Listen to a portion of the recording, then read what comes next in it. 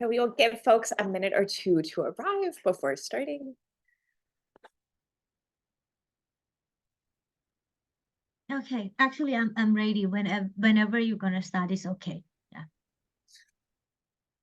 I've started letting in the attendees, and then I will do an introduction. I'll wait until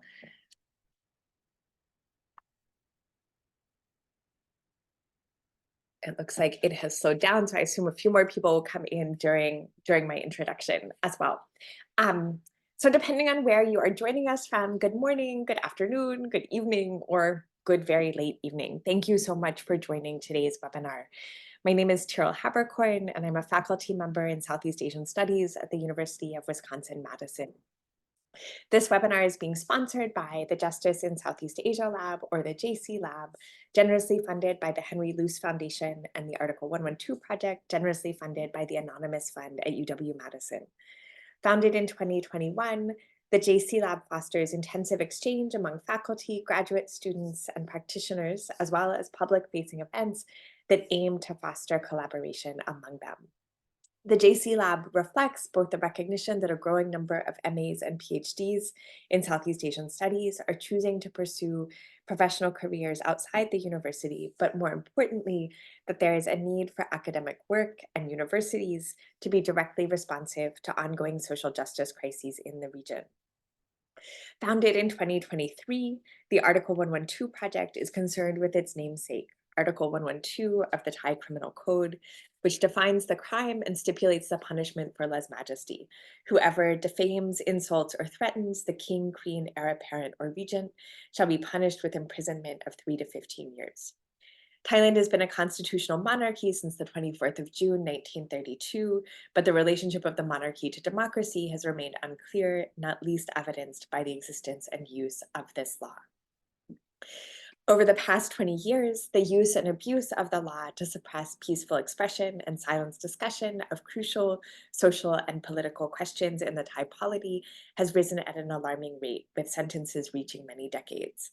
Many of you will be aware that the use of Article 112 to criminalize peaceful dissent has been on the rise since the 2006 coup, and the number of cases has increased tremendously since the youth-led democracy movement in late 2020, with Thai Lawyers for Human Rights reporting that there are at least 293 people currently being prosecuted. Despite the urgency of this rise and the analytic questions it necessarily raises, scholarship has remained relatively spare, and restriction of freedom of expression in Thailand remains relatively unknown outside the country. The Article 112 Project responds to this lacuna by expanding scholarship and public engagement through teaching, translation of key documents, and as well as research funding projects such as this one. So to turn to today's event, earlier this year, the Article 112 Project was able to make small grants to scholars studying Article 112, and then yesterday, today, and tomorrow, at the same time and place, the same link, these researchers are sharing short presentations on their projects. So before I introduce our first speaker, a note on process. Each of the speakers will speak for approximately 20 to 30 minutes, and then we'll have time for discussion. We'll be using the Q&A box for questions, and so you may put your questions there whenever you have them. You don't have to wait until the end. Today's presentations are focused on freedom of expression. So our first speaker, Peeyakorn, Leankattava, is a lecturer at Ramkhamhaeng University and an SJD student in Chinese law at Shanghai Jiaotao University with a full scholarship from the Chinese government. She will be speaking on freedom of expression versus privacy rights, a comparative study of Thai and Chinese laws in the context of Facebook's notice and takedown measures in Thailand. Let me hand the screen to you, Peeyakorn. Thank you so much, Professor Tyler. So first, allow me to share the screen for the PPT.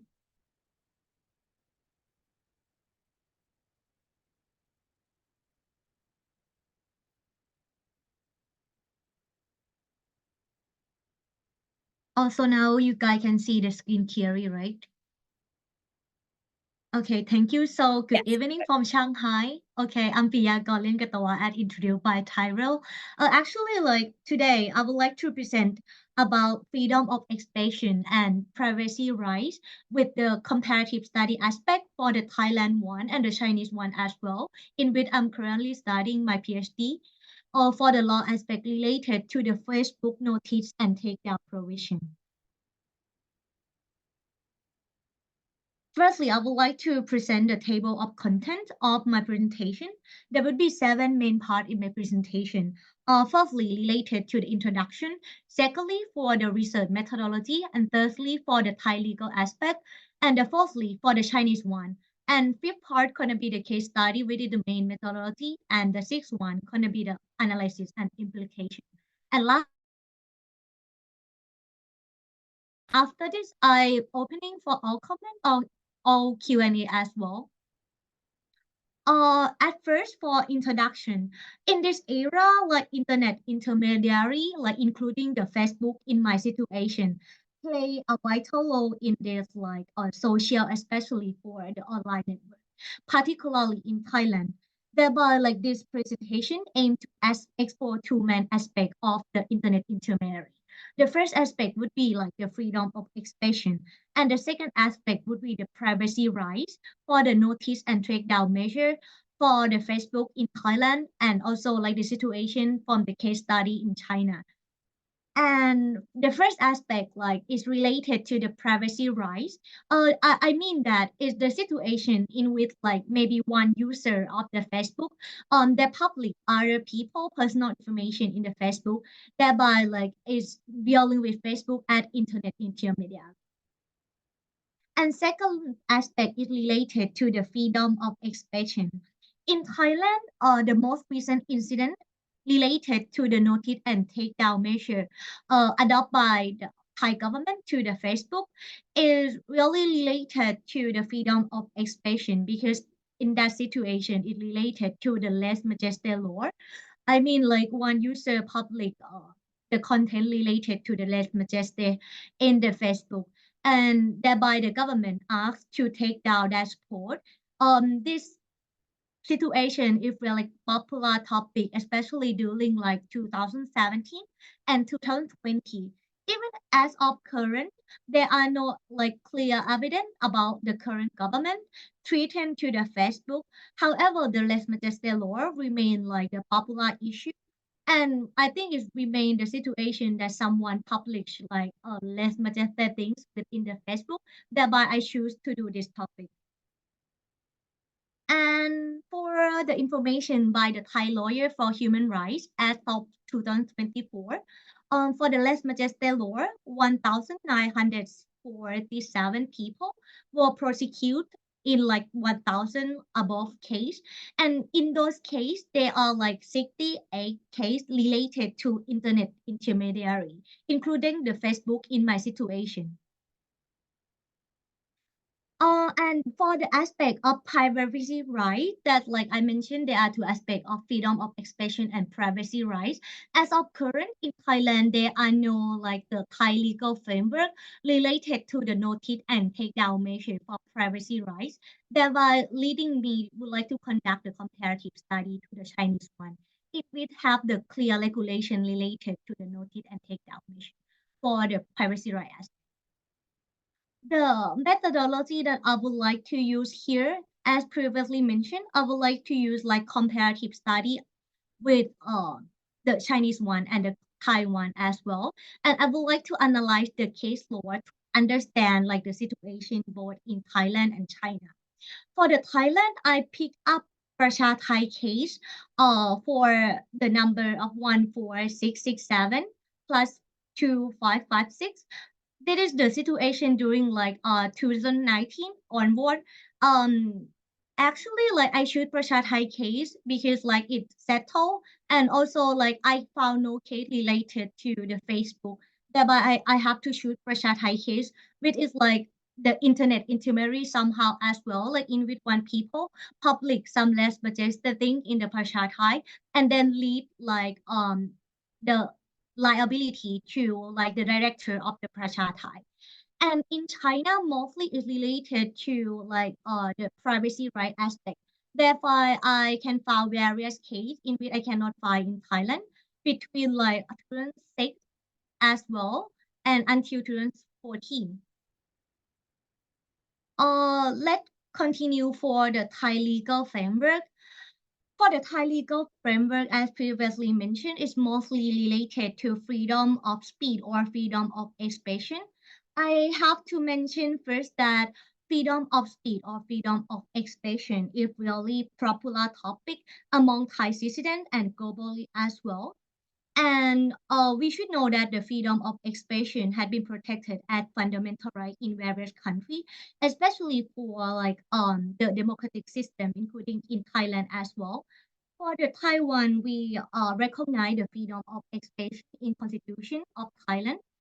The issue that I would like to mention for the legal aspect here, I would like to mention the law related to the Prashat High case and in which like the government threatened to Facebook as well. It related to Computer Related Crime Act 2007 and its 2017 amendment. And it's also dealing with the less majestic law as like the first liability that lead to the liability of the internet intermediary. The media operation because like mostly it's just intermediary rather than like the one who conduct like the maybe the crime itself like that or even like for civil liability aspect for the Chinese situation like that. Then for the right privacy aspect for the Thai legal framework, as previously mentioned, there are no Thai legal framework govern like notice and takedown measure for the Facebook situation in Thailand. Thereby the lesson learned by like the Chinese case or Chinese law is necessary. Even like currently Thailand have like the comprehensive data protection law in which like it's so-called Thailand Personal Data Protection Act 2019, like really recent law that is very popular among like Thai legal scholar. However, if we look into the Thai PDPA that I previously mentioned, or even like Thai commercial civil and commercial code, we find no direct regulation related to right privacy for notice and takedown measure for the Facebook. Then let's continue for the first part for the Chinese legal aspect. Firstly, for freedom of expression, actually like in Chinese constitution also recognize about freedom of expression as well in the constitution. However, like the issue of national security, which quite like important, for example, like Thai aspect tend to recognize national security for less majestic law thereby related to the competitor related Crime Act. The national security in China is different thing a bit, but it relate it lead to some vague definition for national security as well. But the national security in China mostly is related to four principles. For example, like the socialist growth, and secondly, the people democratic dictatorship, and the thirdly for the related to the Communist Party, and fourthly related to Marxism and Leninism and Mao Zedong thought. Thereby we could see that these four is different to less majestic law. However, we could see the similarity between the Chinese one and the Thai one that is also related to some vague legal definition. And somehow for the freedom of expression aspect, there are no clear regulation what should be like the national security within Chinese legal framework as well. And for the right pro privacy aspect, in which like the Thai law don't have the clear regulation related to the notice of and take down measure for data protection aspect. For the Chinese one, we have like the long development for this issue.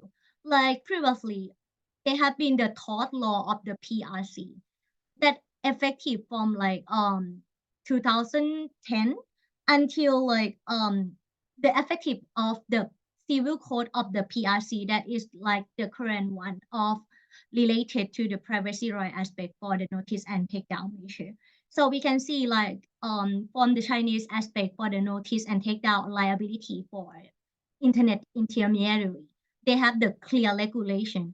In this regulation is mentioned that the ISP or like internet service provider, including like the Facebook or the social media in the Chinese situation, shall bear like the tort liability in event of infringement of civil right or interest. I mean, like in the situation that someone like the user of the internet intermediary public some personal information in the social media platform, thereby with this court liability or even like with the current civil code of the PRC, thereby the internet intermediary shall be liable for that thing as well. And it's clearly mentioned for this regulation in the Chinese law.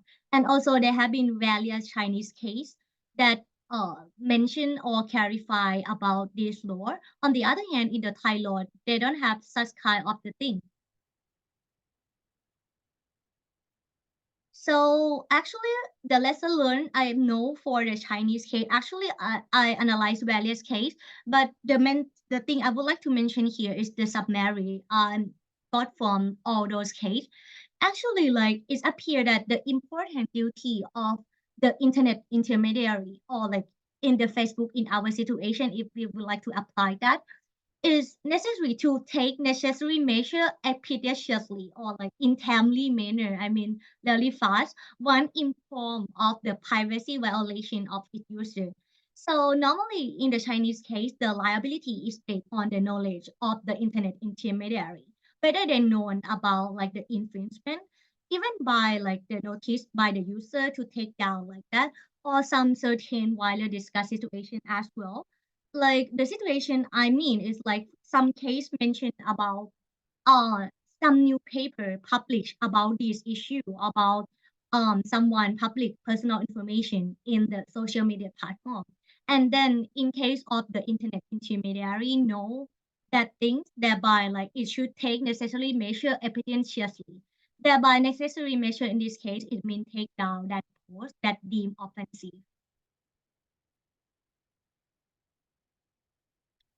I pick up some case to mention here in as well. For example, like in the case of Wang Fei versus Tian Shi and Tian Ya. Actually, normally it's quite like similar in Thailand. The first one is like the plaintiff, and the second one is like the claimant and the respondent. Thereby, in this case, Da Shi and Tian Ya is like internet intermediary or like the social media platform that I'm mentioning here, and we can apply to the Facebook situation because I cannot find a direct case related to the Facebook in the Chinese jurisdiction as well. So I have to compare with other social media platforms. In this case, another aspect that I have found from this case is about the degree of the technology advancement. It's also related why determining the liability of the internet intermediary.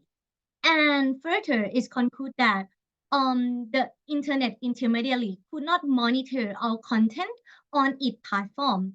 Thereby, in this case, it seems that the liability of the internet intermediary is not quite active. It's quite passive from this court. I mean, because the court tend to recognize that it's quite impossible for internet intermediary to monitor our posts, thereby uh in the Chinese case, like some Chinese case, it seems that the notice is quite like necessary. I mean, the notice by the one who know that their information has been posted on the social media platform. That, even like the news that previously mentioned that in case of the social media platform know that some personal information have been leaked, thereby it should take all necessary measures to take down that post. However, I would like to mention that for my aspect, the technology advancement is like two sides of the coin.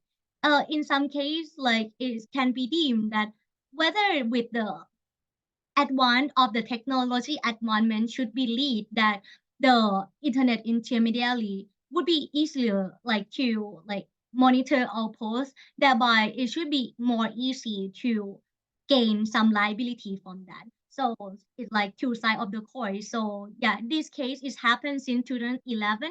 So I still wondering how about like the current situation for 2024 like that, whether how the degree of technology would result in like the result of the case like that.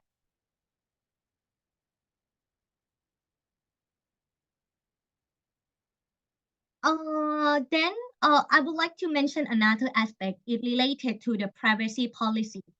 In this case, for Yan versus Sina and Baidu, same previous case. Sina and Baidu is the social media platform, especially Baidu is very famous. I think some of you might know. In this case, the court tend to recognize that the privacy policy is one of additional factor for court to consider to determine whether like internet intermediary shall have the responsibility. Thereby is like the succession. If you can have like the enough protection in the privacy policy, and if you are act as the social media platform, if you can try to follow the thing you mentioned in the privacy policy, it shall be deemed that you might have less responsibility as per like the Chinese case. Apart from the Chinese case I mentioned, I would like to analyze the Thai case as well. We have to change the mindset of it, like from the Chinese case mostly related to the right to privacy. For the Thai case, is mostly related to the freedom of expression aspect. I pick one of the landmark case for me is quite popular new at that time. I picked the Prasha Thai case for 14667 slash 2556 during like 2009 to 2013. It's the judgment of the liability of the director of the Prasha Thai online newspaper website. And actually, this is the case that uh, related to the liability of the director of the Prasha Thai for the content deemed offensive, like to less majestic law. Actually, like someone posted some Article 112 issue on the Prasha Thai forum, and then on the other hand, rather than sue like the one who published content itself, it sue the director of the Prasha Thai. So this case is quite like the precedent for court interpretation for the internet intermediary for the Thai situation. This is related to Article 15 of the Computer Related Crime Act 2007 with 2017 amendment. Uh, Actually, at during that time, I researched for the fact, uh, the the situation for the Prasha Thai at that time, the Prasha Thai new forum received like overwhelming volume of the new message with daily of like 2018 to 2019 message. So it's quite a lot of message at that time. So for me, as previously mentioned from the Chinese case that have the real case study with more how to say definitive for the condition. They even said for the technology advancement whether it can affect like the liability, but in civil law aspect. However, this is the case for criminal aspect for the computer related crime act. But somehow I think is can compare it can compatible somehow. So actually from my point of view is that with over 2,800 to 2,900 message, whether the Prasha Thai director can really know that all message would not related to less majestic thing. Thereby, like I think this landmark case by Prasha Thai is quite put too much burden for internet intermediary like that. And actually, the court in this case quite imposed like on the active duty of the Prasha Thai rather than the passive. The court citing the present of like the content for the forum for up to 20 days. Thereby, if we compare with Chinese case, if like whether 20 days is in timely manner, whether it's like fast enough like that. And actually, in this case, I found the fact from ILO that the entire set of 10 messages was deleted before any execution were reported or having legal proceeding initiated. But if we compare with the Chinese case, for example, like with the Wang versus Tachi and Tianya case, in that case, it's mentioned that it's quite impossible for the social media platform to police a report, thereby it's not quite active. They quite like um put like passive burden to the internet intermediary compared to the Pasha case. Thereby, like in that case, when like in the Chinese case, I mean, when Tianya like remove post in question, like when it's discovered or when it's notified by the victim, and especially like before the court procedure to begin. Thereby, it should not hold any liability. On the other hand, with this case, it's quite weird that why it put like quite active burden to a social media platform. I would like to mention one principle for internet intermediary, so-called the Merconduce principle. In this Merconduce principle, it means that the internet intermediary should not like have the responsibility or liability because it's just like internet intermediary rather than conduct like the crime itself like that. Thereby, it's quite questionable whether like the landmark case for the Prasha Thai case is apply the Mercondus principle correctly. So, we could see that there are different approach related to the obligation for the social media platform for the Thailand one and the China one as well. And it could be seen that from the right to privacy aspect firstly. In Thailand, there are no court ruling or like no the law itself concerning internet intermediary, even within like the data protection law itself.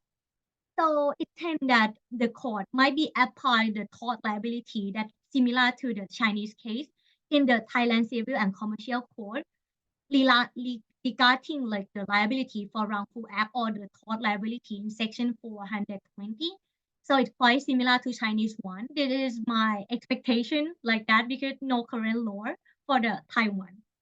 And for the freedom of expression aspect, actually for the freedom of expression aspect, somehow they are like the secondary law related to the clarification for the computer related crime act and it provided time frame for prompt takedown after receive the notice by the authority. And in that like secondary law, it said like the date about like 24 hours or 4 days, or like 3 days, sorry, or 7 days, depending on the type of information.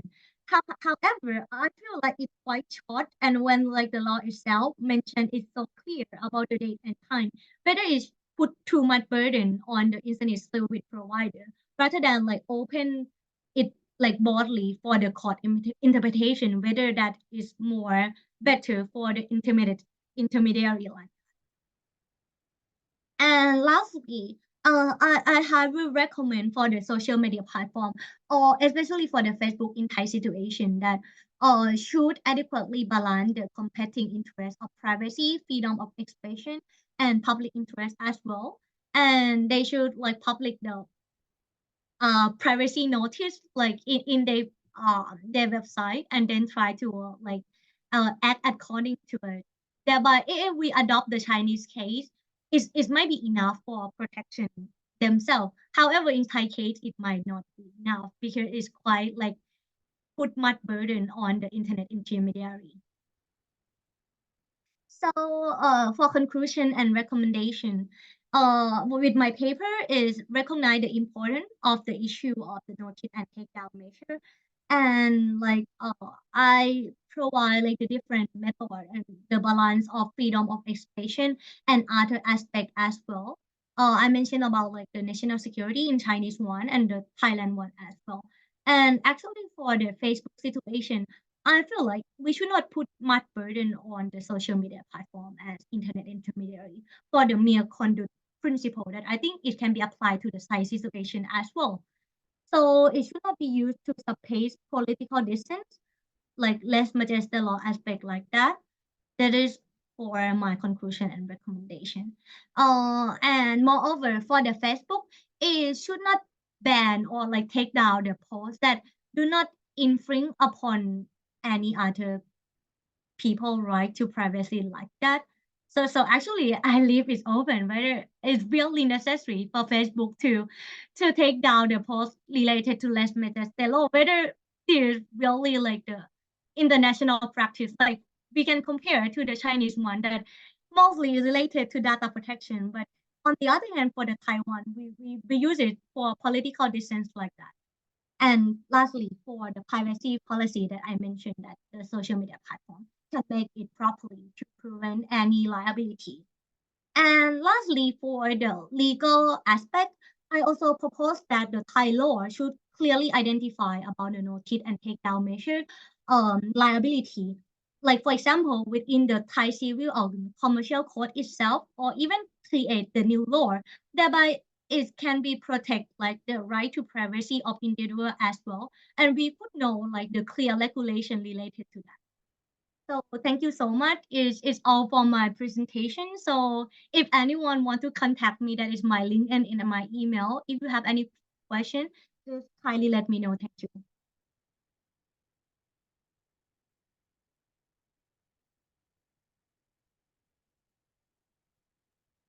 Thank you so much for such a fascinating presentation.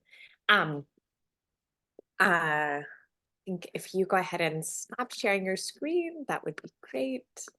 And while that is happening, let me introduce our second speaker. Our second speaker, Mai Van Tran, is a Marie Sklodowska-Curie Actions postdoctoral fellow at the Center for Digitalization, Democracy, and Innovation of the Brussels School of Governance. She holds a PhD in political science from Cornell University. Her current research examines transnational advocacy by pro-democracy activists in Southeast Asia toward big tech to tackle digital repression of dissident voices. And today she will be speaking about platform advocacy and social media's accountability to freedom of expression in Thailand. Yeah. Okay, great. Yeah, thank you so much for the introduction, very generous introduction, Tyrell. And please let me share. I will share my presentation here. Okay. Hope that can you all see my screen? Okay, Perfect. That's great. Yeah, I can see it too. Okay, so first of all, I'd like to express my gratitude toward JC Lab and the Article 112 project for their generous support as well as funding that enable me to collaborate with other Thai researchers and scholars to work on this larger project, right? So this is part of my larger project that look at Southeast Asia, and today I will focus more on presenting our work that examines platform advocacy as well as social media accountability to dissident voices in Thailand. So in this first title slide, you can see, how recently, right, like Thailand is ranked in terms of internet freedom compared to its Southeast Asian neighbors, and is not necessarily performing very well. And in particular, the global platforms such as Facebook, YouTube, X, formerly Twitter, and TikTok, they have also faced widespread criticisms for failing to tackle authoritarian repression of dissident voices. And if we look at the, sorry, one second. Okay, so I've moved on to the second slide. I hope you can see it as well. So if we look at the current scholarship on digital repression in Thailand, then you can see that most of the scholarship have highlighted how the platforms are vulnerable to authoritarian abuse, as well as the active efforts by the authorities to directly regulate online content. And as you have heard, right, from the previous excellent presentation as well. And this existing literature has largely converged around two categories of censorship, which I call direct and indirect censorship. So in terms of direct coercion, since the 2020 free youth protests, online dissidents have encountered a multitude of legal punishments. And from yesterday as well as today, we have heard quite a few statistics, right, like from the Thai lawyers for human rights on charges under Section 112. And right now, I just want to add like one more piece of statistics, which is since 2020, like 60% of these cases have been related to expressing opinions online, including on Facebook, on X, and as well as increasingly on TikTok as well. In addition, prominent human rights defenders, pro-democracy protesters, and monarchy reform activists have also been the targets of digital surveillance by the state or by pro-regime media, as well as government-backed hacking attempts of their social media accounts, with prominent activists having their Facebook accounts, right, like being hacked, for example. And hundreds of them further faced doxing, which is an incident where their home addresses, their office addresses, as well as internal work documents are shared publicly on pro-establishment social media pages, or their addresses being shared publicly without their consent, right, on customized Google Maps, right, by pro-monarchy users. I think people here might already be quite familiar with that. And then regarding with content blocking, especially since 2020, the Thai authorities have had a track record of ordering both network providers and digital platforms to block access or to remove dissident content. And since 2022, these intermediaries, internet service providers, and digital platforms are required to comply with takedown requests of national security related content within 24 hours. And then moving beyond direct censorship, last but not least, to actively shape online discourses toward a desired narrative. Either the military itself or pro-establishment supporters have engaged in flooding tactics where they run information operations with troll and bot accounts that vilify the opposition or praise the military and monarchy. Anti-dissident disinformation campaigns across Facebook and X, and increasingly via the Line app, are also well documented. They condemn anti-government protests in 2020, 2021 with nationalist discourse. And more recently, in the lead up to the 2023 election, they also discredited opposition parties and political figures. And last but not least, of course, they do not shy from vilifying human rights advocates. So the major platforms here, I argue that their lack of accountability to free speech might exactly enable digital censorship via their compliance with government's overbroad requests to remove dissident content, via their gaps in content moderation and curation, and last but not least, due to their inadequate support to censorship targets. So, for example, in August 2020, Facebook complied with a request from the MDAS to restrict access for users in Thailand to the Royalist Marketplace Facebook group that hosts content critical of the royal family. And then in 2021, Thailand is ranked number 16 in Google's global removal rate and ranked number 8 in YouTube's global removal rate. In the first half of 2021, Facebook also complied with the MDES request to restrict access to more than 600 posts for allegedly violating the lèse-majesté law. And the number of posts increased to more than 700 in the same period in 2022. And during this first half of 2022, Google also removed almost 80% of content that were requested to be taken down, right, by the government, about 900 posts. And most of the requests were related to criticism of the government. Moreover, the platforms lack measures to tackle known risk of disinformation as well. So, for example, Meta itself did not have any guidelines for political advertisements in the lead up, as well as during the 2023 election in Thailand. And Meta also lacks a point of contact for civil society actors to report abuse since 2022.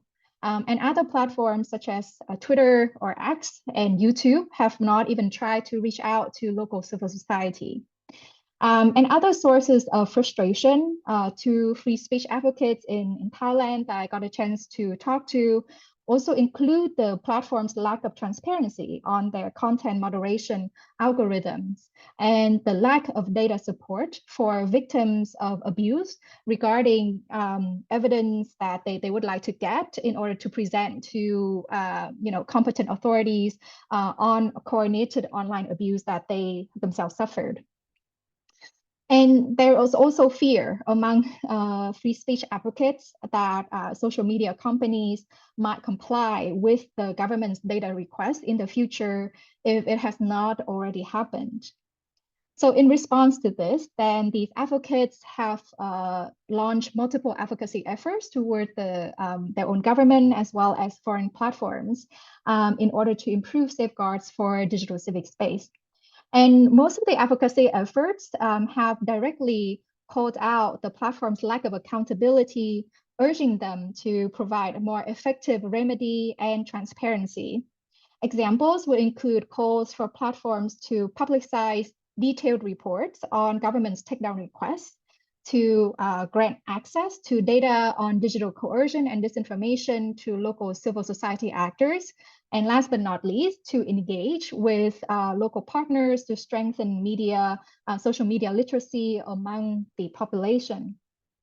And moreover, like many of these free speech advocates, they also have focused on platforms' lack of moderation capacity toward abusive content, recommending them to improve platform designs and invest more resources in content moderation. For instance, like some of the recommendations include to update content moderation strategies toward both anti-dissident content as well as anti-dissident accounts. And second, to improve security measures against hacking attempts. And last but not least, to keep community guidelines updated with the changing landscape of authoritarian censorship in the country.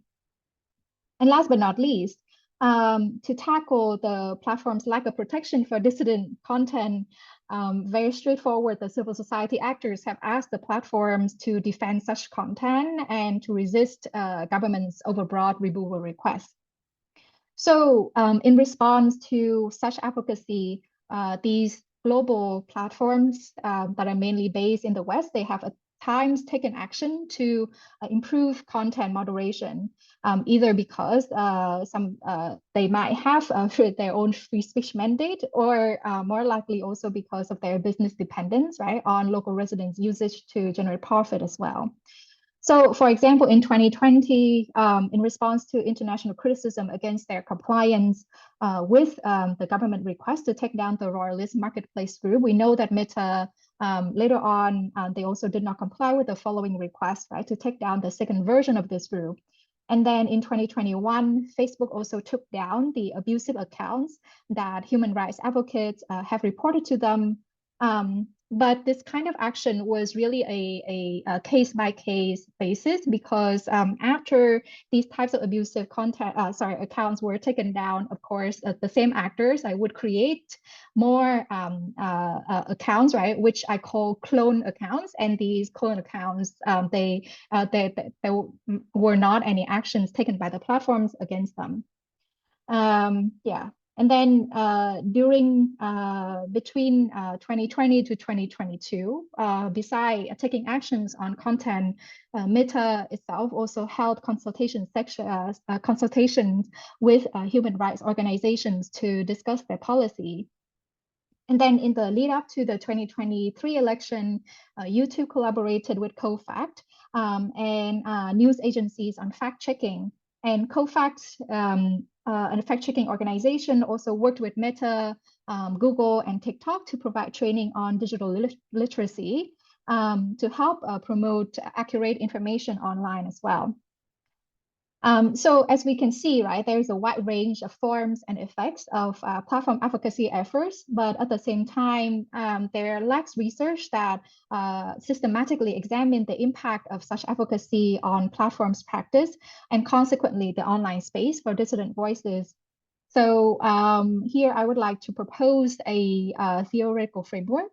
So I argue here that the impact of platform advocacy would depend on the characteristics of the advocacy actors, who I call advocacy entrepreneurs, and second, on the characteristics of advocacy issue, right? So first of all, different from other types of transnational corporations that also operate in authoritarian contexts, such as big oil or textile businesses, Western social media platforms, they directly penetrate the daily lives of ordinary local residents, yet their operations are much more out of touch and offering few or no easily accessible physical context for the users. Therefore, platform advocacy is less likely to come from the targets of the censorship and more likely to come from their allies who are human rights advocates with experience in transnational advocacy and are aware of the respective censorship cases on social media platforms. So first, how might these advocacy actors become aware of authoritarian censorship cases on social media platforms? I argue that this mainly depends on the ability of the advocacy actors to actively cultivate connections with marginalized groups of dissidents. So the more inclusively embedded the advocacy networks are, the more representative their advocacy might become and the larger the potential impact. And secondly, how might the advocacy agenda from the repressed civil society gain the attention from the social media giants that are based abroad? I argue that the level of influence on the platform practice would depend on the engagement of the advocacy actors with internationally prominent allies in order to promote the global visibility of their advocacy issues. So while there already exists a high level of engagement by human rights advocates from Thailand with Western media, established human rights INGOs, or intergovernmental entities, such engagement might not always result in impactful advocacy. So if these prominent allies only discuss the issues with the platforms in private, instead of having a public campaign with implications for the company's reputations, the big tech companies might be under less pressure to embark on costly structural changes, right, in their own perspective. So I argue that compared to private discussions, public advocacy campaigns initiated by the internationally prominent allies are more likely to lead to platforms' policy change. And third, the advocacy impact also depends on the durability of the advocacy efforts itself, which is the ability of the advocacy actors to continuously document issues and to follow up with big tech. So in order for such advocacy to sustain and grow, I think in the context of Thailand and also in context of Southeast Asia, the Western, there is a role of Western donor funding in terms of financing the operation.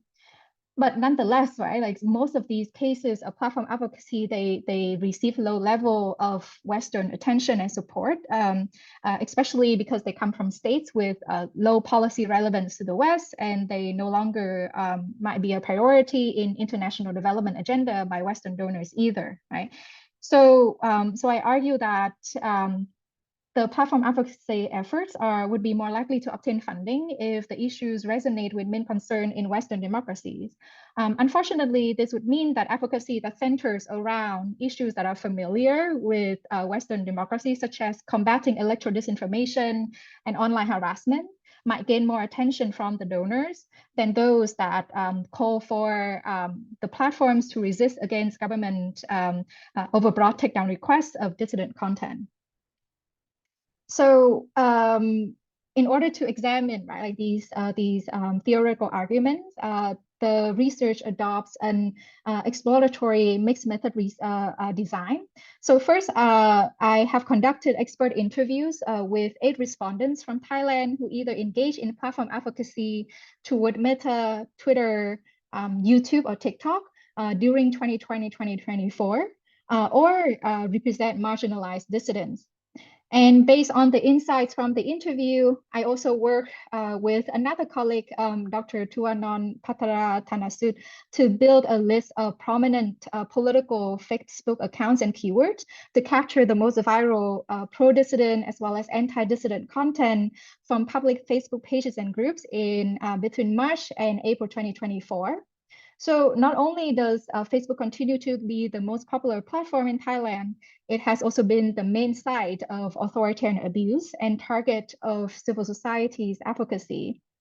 So from a original data set of up to 250,000 posts, the funding from the Article 112 project will enable our work to observe the prevalence as well as the removal rate of a random sample of 4,000 posts.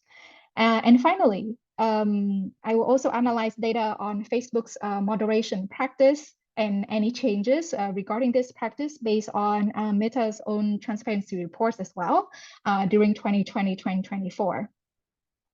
So while the interview data would provide some preliminary evidence in terms of helping us to examine the theoretical argument, the quantitative social media data analysis would also help to substantiate these findings. So here I can share some of the preliminary analysis, like based on the interviews that I have completed very recently in February and in March this year. First of all, right? So regarding with the characteristics of the advocacy actors and how that might affect the impact of advocacy itself. Some of the respondents, right, they have mentioned the advantage of the local embeddedness of the free speech advocates, right? So one person also talked about, right, that their own challenge in terms of how lack of connection and long-term rapport with certain groups of marginalized dissidents have made it difficult for them to reach out to these groups who are very traumatized by online abuse and who might not want to share about these experiences with others and for these types of experience to be used as evidence for advocacy.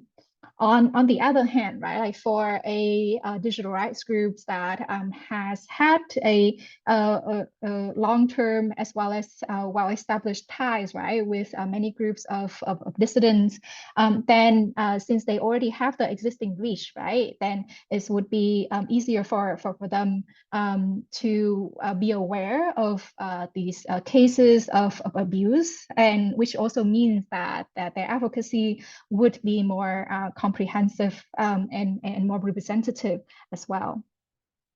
And then next up, thinking about the advantage of cultivating collaboration with international prominent allies who can act, right, as a more global public facing part of an advocacy campaigns. Then one of the respondents, I think very rightly have pointed out that there is a high level of risk for local human rights organization and civil society in documenting violations and calling out the governments and calling out the authorities, and therefore it is helpful if they have, right, like an international allies who might be under less of such a risk and might also have more leverage, right, to use regarding international human rights mechanisms, regarding making submissions to the UN. And then some of these INGOs might also have the network to engage directly with technology companies to make suggestions to these companies as well. And beside the role of INGOs, another potentially useful allies would be Western embassies, right, who might represent important markets for these global social media companies, and whose voices these platforms would be more likely to listen to. So one of the respondents also mentioned that if you want to make advocacy for these issues work, then I think you need allies who platforms care about. And since the platforms care about markets and these representative, these embassies represent the states and the markets, right, that would matter to them. Yes, and then in addition to that, regarding with the second aspect, with the need for long-term sustainable monitoring and advocacy, the respondents, they also highlighted here that in order for advocacy to be effective and to be impactful, right, they need to have the ability to present a comprehensive picture of online abuse, like on the platforms, So this is something that goes beyond representing individual cases of abuse and toward presenting more systematic, quantitative, large-scale analysis of abuse, right, across time and also across different platform environments. And then in addition to the need to have this ability to conduct systematic work, they also need to be able to conduct this kind of systematic work like in the long run as well. As one respondent pointed out, like, it's not a matter of one report's recommendations. In order to engage with these platforms and to create pressure, public pressure on the platforms, it would require many reports, many recommendations, and many of these public messages as well, before the platforms find that is something that is necessary for them to take action on. And related to that, this is when the issue of funding is very important. And as I have presented above, right, in the theoretical arguments, the respondents here, when they talked about funding, most of them, they also focus on international funding, so not funding from any sources from within Thailand, right? Like here, they highlighted the need to have funding from INGOs or different types of, intergovernmental or organizations, etc., who also want to promote human rights, right, on a global scale.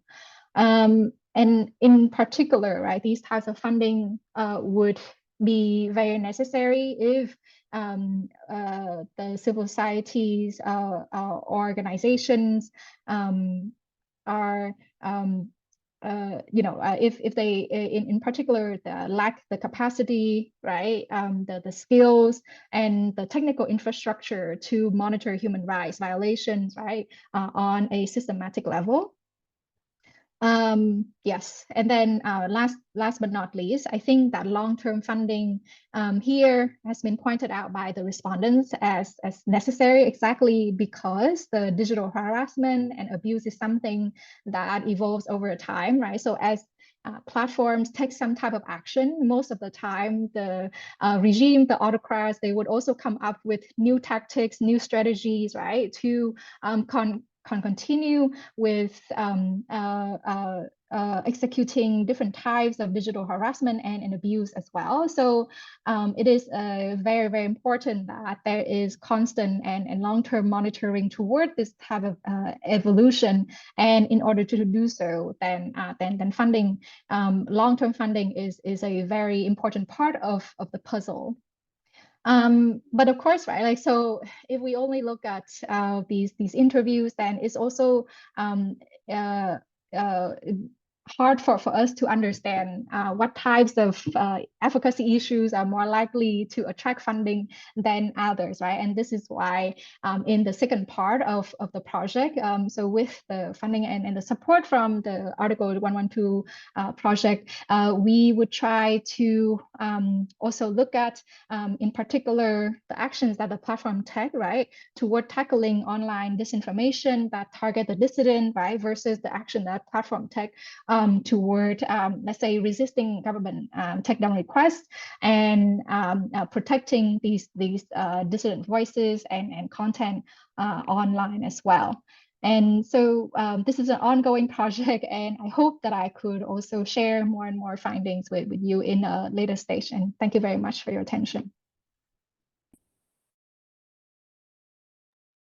Thank you so much. Thank you both so much for these really rich and amazing presentations that raise all sorts of questions about the online space and about the, in a sense, the actions and inactions of platforms, and certainly the urgency of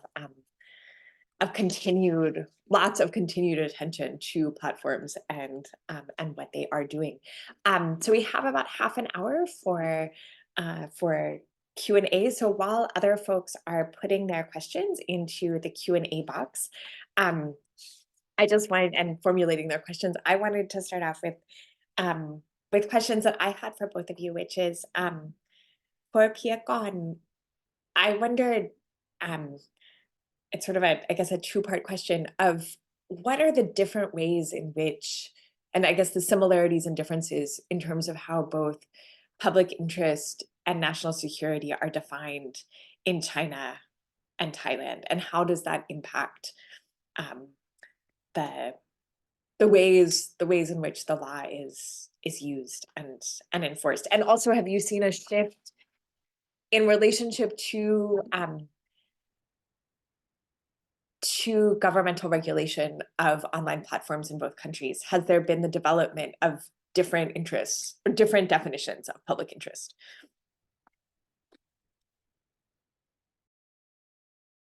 Okay, thank you for your question. Actually, I previously mentioned like the national security in China and in Thailand is quite different. For the Chinese one, like for the freedom of expression aspect and also data protection as well. In general, they would say like for the national security concern, it would not be protected. And national security is mostly related to like Mao Zedong thought. I mean previous uh like chairman or who really have like the influence to the Chinese legal system or related to like they even say like the dictatorship as I remember like they are four main thing but it's all related to like mostly communism or the dictatorship like that and like the government or the chairman itself on the other hand in Thailand is like related to the less majesty mostly. I mean it is related to the king. Thereby for my point of view it's quite different because like if you talk about the less majestic thing in China, it's not related to the national security. Thereby it's quite open and you can just speak whatever you want. On the other hand, like if you speak in Thai, it's different. And also like when the Chinese think they don't have such kind of framework or concept, thereby they don't have the clear regulation for the freedom of expression aspect, for the notice and takedown measure for the Facebook as well. On the other hand, it's just like prohibiting Facebook in overall, like rather than just use like the notice and takedown measure. And I feel like the notice and takedown measure mostly is quite like somehow democratic system thing as well. I mean, you allow them to post, and then you, if it should be take down, thereby you take it down, but you still allow them to post. But on the other hand, if we consider this in China, you didn't even allow to post. So I would say like it like I somehow compare with two different things like in China and in Thailand. But the reason I have to compare in China because in Thailand we don't have any regulation related to that. For actually for me it's for both aspect. I mean because for the freedom of expression one, it seems somehow not correctly applied. And actually in the court for the Pasha Thai case, some of the witness tend to argue about the conduct principle as well, that it also apply in Chinese case. But on the other hand, they didn't recognize it. So I feel why, even for the criminal liability, why you don't recognize it like that? Thank you so much. And for Ben, I was really, I was sort of laughing with great concern at the comment from one of your interviewees that the embassies represent states that are then their markets. Because of course, I mean it makes sense, but it's also it's disheartening the ways in which capitalism intersects with international relations so profoundly. But I wondered, I was really struck by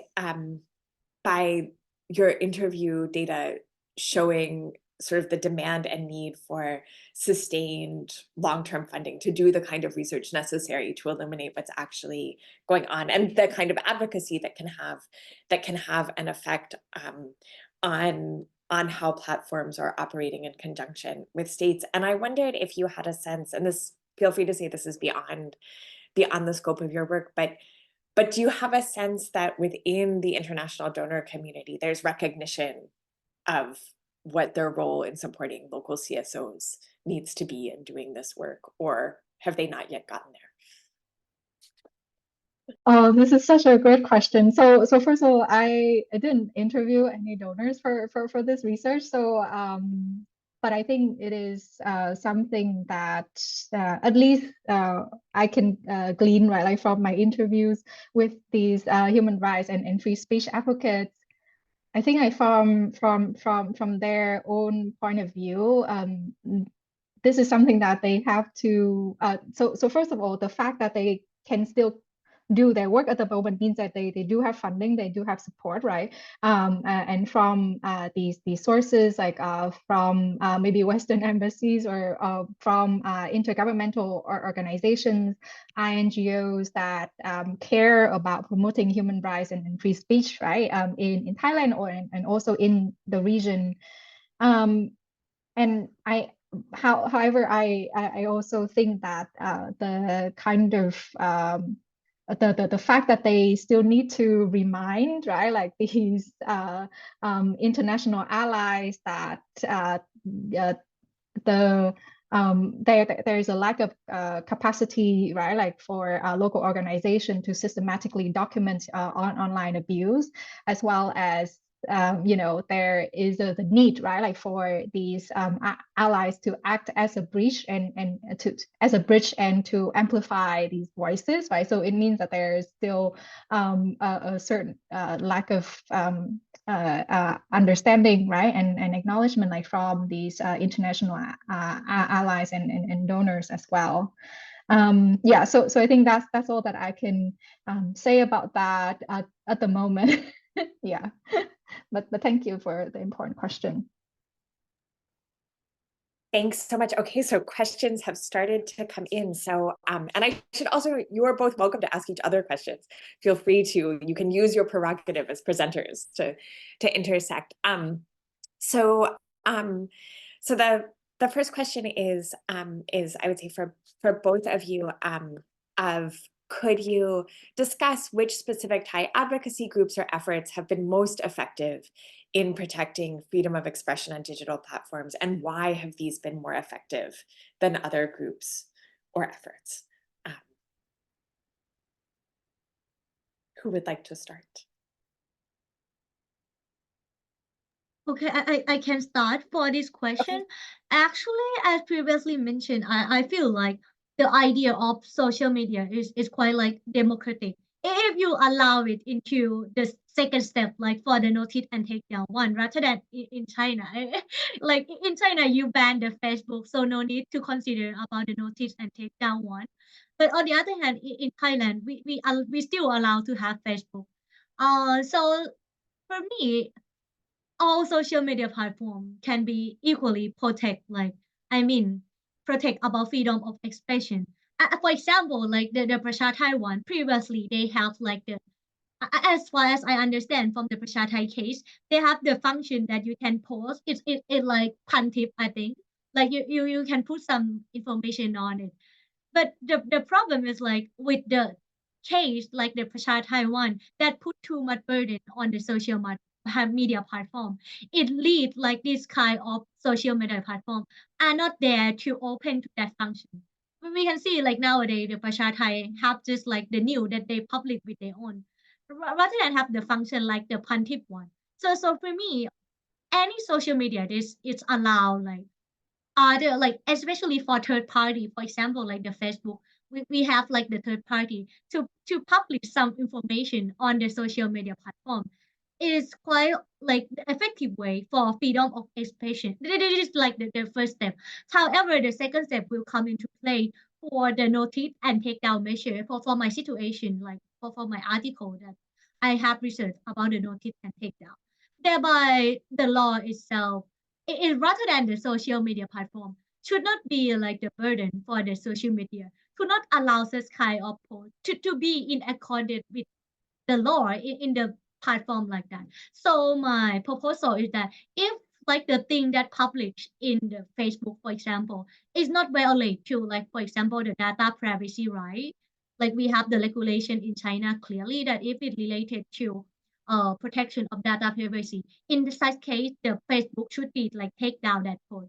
But on the other hand, if it's just general things, and even for me personally speaking, but whether the less majestic law should be protected in Thailand like that.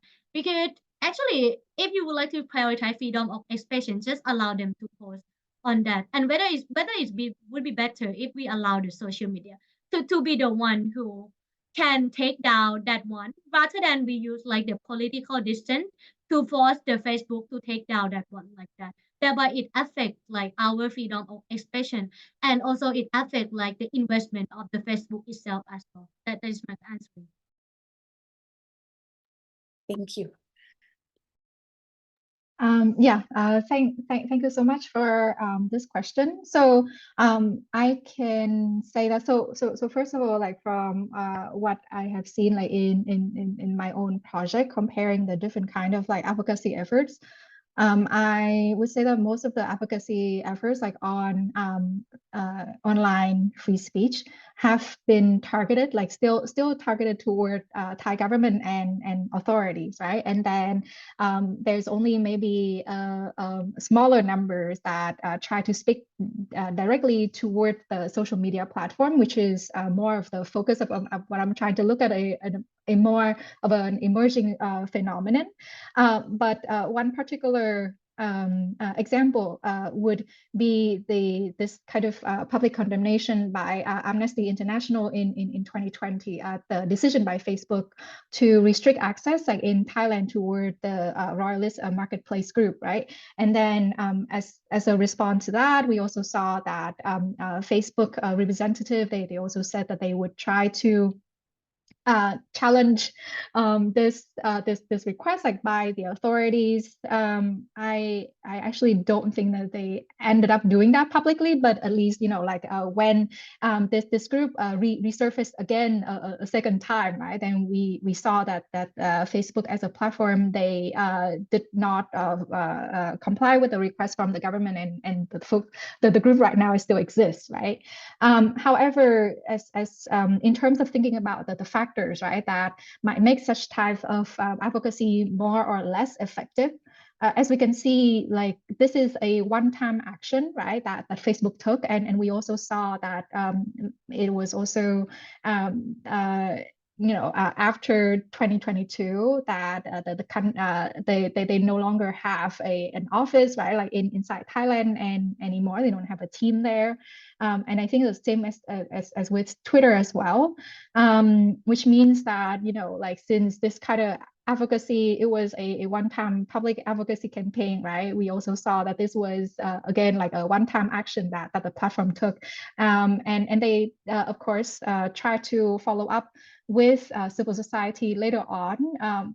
However, these types of like consultation, right, like with civil society and the action to try to tackle accounts that engage in disinformation campaign online itself wasn't sustained, and I think that tentatively we could draw a link here, right, in terms of how with the lack of continuous public advocacy, especially right, like from international allies who face less risk in doing such type of advocacy, then maybe this is one reason why, right? But of course, that we have not seen a more follow up with systematic action from the platform, such as Facebook or such as X.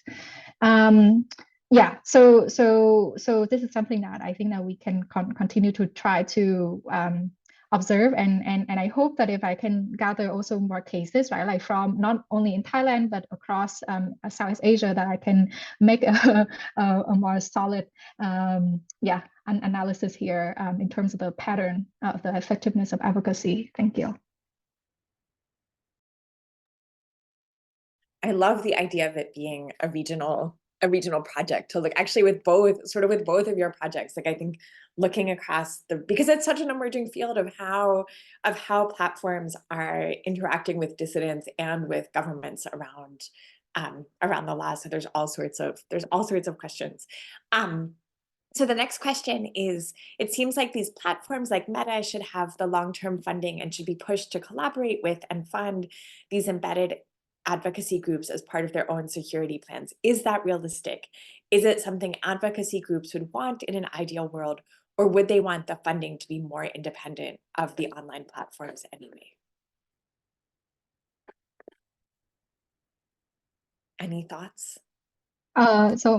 Maybe I can start. So first of all, yes, thank you. This is such a great question as well. I think, yes. I think that this is if we think about the accountability, right, like of these platforms regarding with the various types of consequences on digital repression on their own platform, then we can say that yes, that they should try to collaborate and should try to enable civil society to conduct their systematic monitoring work, right, as well as to try to be more transparent about their action in terms of like allowing these human rights advocates and free speech advocates to access their data and to understand the pattern of behavior toward content moderation. But I think in terms of the of funding, I think that you might already have have a sense suspicion here that these civil society organizations themselves might not necessarily want to have like direct funding from the platform since the platform itself is also a target of their advocacy, right? So I think that from what I have observed, the civil society, the human rights advocates in Thailand, they don't necessarily think about these platforms as their adversaries, right? It's more in terms of a, I would say, not a very black and white kind of relationship here. And so they could also be partners that are trying to tackle the same issues, right? But at the same time, since the groups, they are also aware of the commercial priorities of these platforms, I think that they would be not very likely to accept like direct funding for the work to keep these platforms accountable. So yeah, thank you for the questions. Do you want to add anything, Peeyakorn? No. I would not add anything for this question. Thank you. Folks can add other questions into the Q&A while that is happening. I had another question that I think is a question for Van that I have been thinking about over the past week in the context of the different kinds of teach-ins that have been happening at the encampment for Palestine and Gaza here at UW, and just paying attention to actually all of the teach-ins that have been about other contexts for people who are organizing around Palestine, but there have been encampments around decolonization in Puerto Rico, other kinds of abolitionist struggles, and I wasn't at them, so I don't know how they framed solidarity, but I was struck by, in a sense, by the challenge you highlighted in terms of making people outside of the region care about the issue of authoritarianism that is what so many digital activists face in Southeast Asia. And I wondered, okay, so I will also back up and say, as someone who, I have spent a lot of time studying social movements in the 1970s, and there have been times when I've actually thought that there was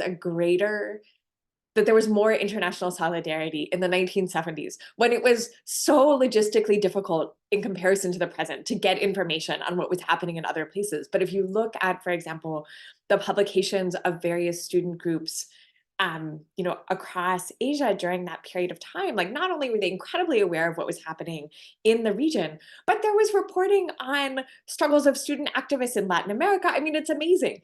And then I sort of think about the present, when logistically it's so easy, it's super easy. And yet it seems like there are moments when it seems like there's even less international solidarity than there was 40, 50 years ago. So I just wondered sort of how you think, how to inspire people in different places to care to care about authoritarianism in Southeast Asia, which are sort of different than the, the issues that, for example, US activists face in relationship to Meta or Twitter? Oh, I think that's such a great question, Terrell. And I've also been thinking about this question a lot as well. I would say that at least like with regard to thinking about like scholarship, right, on the take accountability of social media platform to democratic to liberal democratic values. There is like this kind of I think there has always been a lot of kind of solidarity among like the scholars that focused on platforms, right, and certain forms of digital authoritarianism, like in the Western context, or maybe in established democracy context, toward like what is happening, right, like outside of their own context. And I think that there is that kind of welcoming, right, like for a scholarship that would try to provide, right, like more of a comprehensive analysis of the context, right, under authoritarian regimes.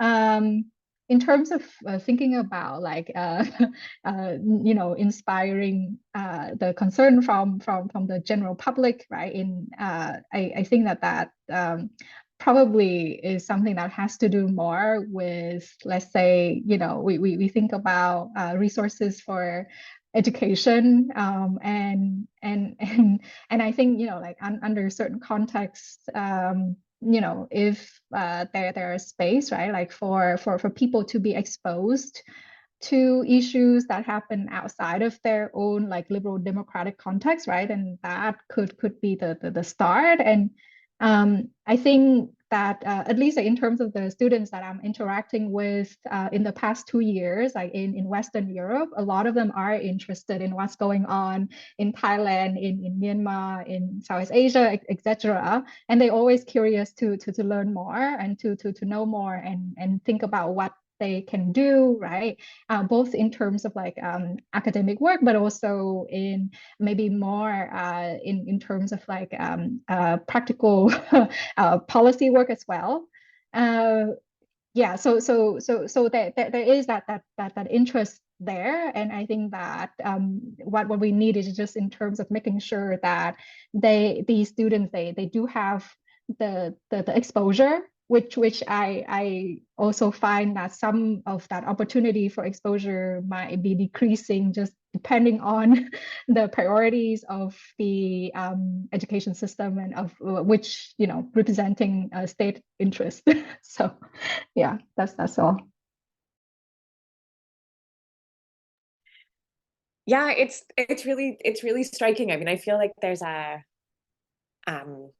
I feel like probably the students I interact with are already lean towards being interested anyway, but yeah, I've been thinking about it a lot in the past couple of weeks in terms of seeing what student activists on US campuses are doing and how they envision themselves as part of a broader global struggle and sort of what's involved in that. Yeah, it's lots to think about.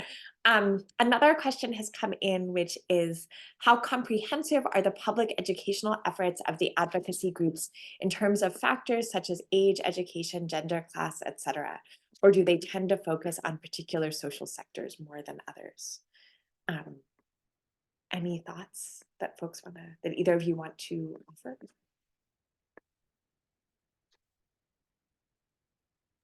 Firstly, I would like to share some idea from when last day's question and concern.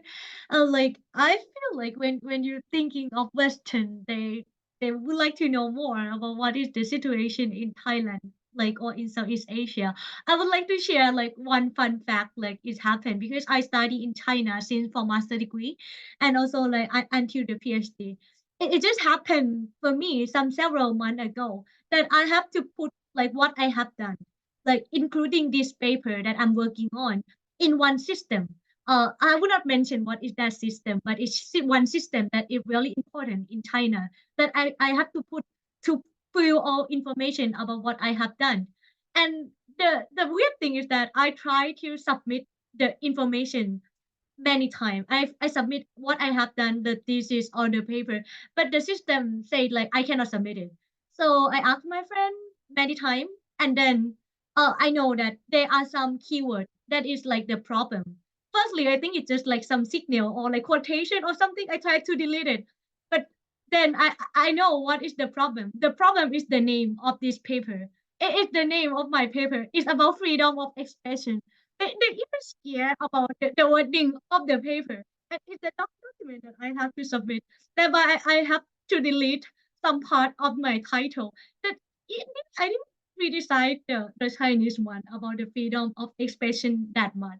So I would say that somehow in Thai situation, or not in Thai situation, in Chinese situation, as like Thai student at a part of it, I see clearly how different.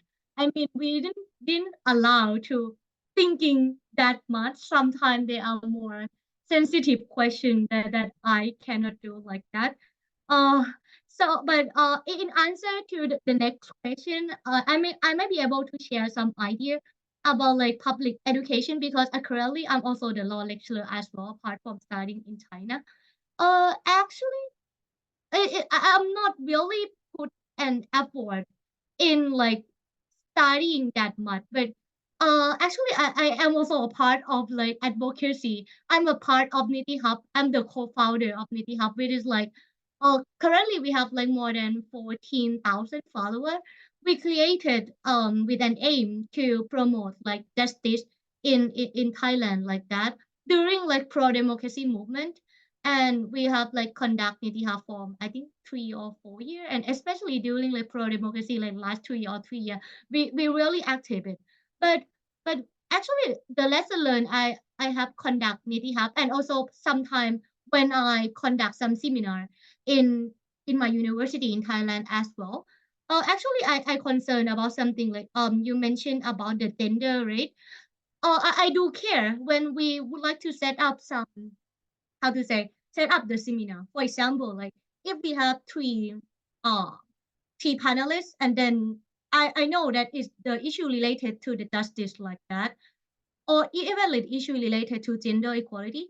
Normally, we would like to set up at least one panelist, like add the female like that, to have the gender balance in the seminar. That is the one thing I can share. I'm not really consider like the student aspect that much because you cannot control. You cannot control who will attend your class or you will like who they will attend your seminar like that. So it's hard to say from that aspect. But as the organizer, it's quite easy to share the aspect. You can balance like gender or even age. You can know that, for example, from young generation like me, or like from old generation, or mostly related to, how to say, the party in the politics. You can say like there are various government sector, various party, and if you would like to organize some seminar like that, especially academic seminar, you have to do care about this thing. This is what I can share as the activist somehow as well like that.